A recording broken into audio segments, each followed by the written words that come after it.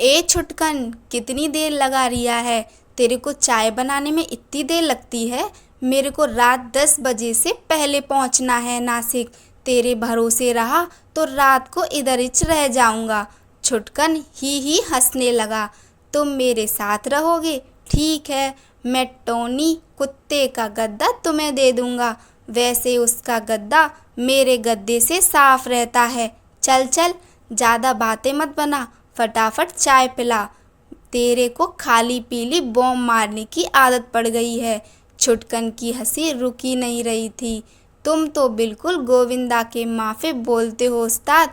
जरा हमें भी मुंबई घुमाने ले चलो ना। अपुन का जिंदगी तो रसाला इसी खोखे में चाय बनाते बनाते गुजर गया है। क्यों, बाप सही बोला ना? छुटकन ने अब चाय छाननी शुरू कर दी। मंजीता अधीरो उठा। शाम से गला सूख रहा है। जब तक छुटकन के हाथ की चाय न पियो मज़ा ही नहीं आता। छुटकन को वह पिछले 3 साल से यहीं देख रहा है। शुरू में वह अपने चाचू के साथ खोखे पर काम किया करता था। कप प्लेट धोना, चाय इधर उधर पहुंचाना। चाचू उससे जल्लादों की तरह काम लेता। उस समय छुटकन की उम्र होगी 6 वर्ष। मंजीते को दया आती थी छुटकन पर। उसके छोटे बेटे से भी छोटा ही होगा छुटकन। कितनी बार उसका दिल किया कि चाचू को डांट दे कि बच्चे को ठीक से रखा कर, पर वह कह नहीं पाता। वह होता कौन है कहने वाला। अचानक ही छुटकन के चाचू का निधन हो गया। दुकान का पूरा काम उसने संभाल लिया। मंजीता जब भी उसके पास आता उसे नए रूप में पाता। इन दिनों उस पर हीरो बनने का भूत सवार हुआ था। जब भी मिलता यही कहता, मुझे मुंबई ले चलो। मंजीते को इस बार मुंबई ही जाना था।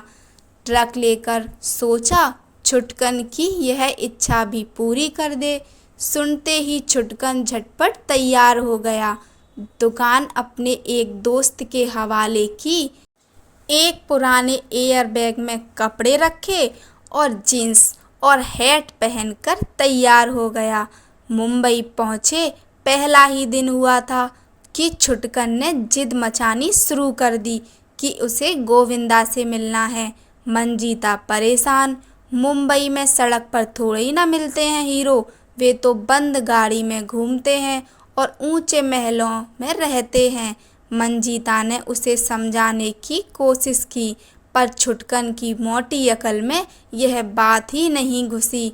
उसने साफ कह दिया, अगर तुम मुझे नहीं लेकर जाओगे तो मैं खुद ही चला जाऊंगा। समझ गया मैं, तुम्हारी नीयत में खोट है। तुम नहीं चाहते कि मैं हीरो बनूं।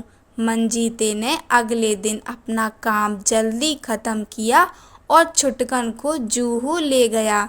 गोविंदा के घर के ठीक सामने उसे दिखाकर कहा, यहीं रहता है तुम्हारा हीरो नंबर 1। जाओ, जाकर मिल लो। छुटकन ने आओ देखा न ताओ कूदते हुए गोविंदा के घर की तरफ चल पड़ा। बाहर ही दरवान ने उसे रोक लिया। मंजीते ने देखा छुटकन दरवान से कुछ कह रहा है। दरवान ध्यान से उसकी बात सुन रहा है। अचानक दरवान ने दरवाज़ा खोल दिया और छुटकन को अंदर जाने दिया। मंजीता अचंभित, छुटकन क्या कहकर अंदर चला गया? दरवान तो परिंदे तक को वहाँ पर नहीं मारने देता, तो उसने छुटकन को क्यों नहीं रोका? छुटकन के अंदर जाते ही मंजीता उसी तरफ लपक लिया, लेकिन दरवान ने बीच में ही उसे रोक लिया और अंदर नहीं जाने दिया। वह थककर बंगले के सामने खड़ा हो गया।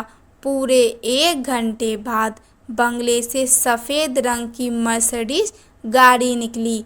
मंजीते ने देखा गाड़ी की पिछली सीट पर गोविंदा के साथ छुटकन बैठा था। मंजीते के देखते देखते गाड़ी आगे निकल गई।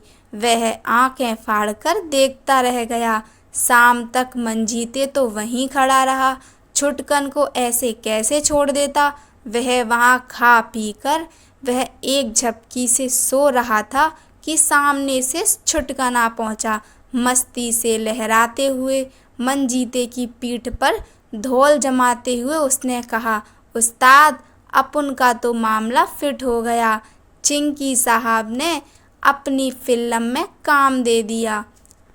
अब तुम देखना उस्ताद, जल्दिच मैं इधर का भीखू मात्रे बन जाऊंगा। मंजीते खींच गया। खोते, तू पहले मुझे यह बता कि तू दरवान से क्या कहकर अंदर गया? उसने तुझे अंदर जाने कैसे दिया? वही तो उस्ताद, मैंने उससे कहा कि मैं राज कपूर का पुत्र हूँ और गोविंदा साहब को अपनी फिल्म में साइन करने आया हूँ। बस उसने दरवाज़ा खोल दिया। अंदर जाकर जब मैंने अपनी राम कहानी गोविंदा को सुनाई तो वे पसीज गए। बस फिर क्या था, अपना काम हो गया। मंजीते ने आंखें उल्लुओं की तरह झपकाईं। अरे छुटकन, तू तो बड़ा पहुंचा हुआ निकला रे। एक काम कर छुटकन, मुझको अपना सेक्रेटरी बना ले। अब तो तू हीरो हो गया ना। छुटकन हंसने लगा। देखा, आज उस्ताद चेले की सारगिदी में आ गया। कहानी अच्छी लगी हो तो लाइक कीजिए, चैनल को सब्सक्राइब कीजिए। धन्यवाद।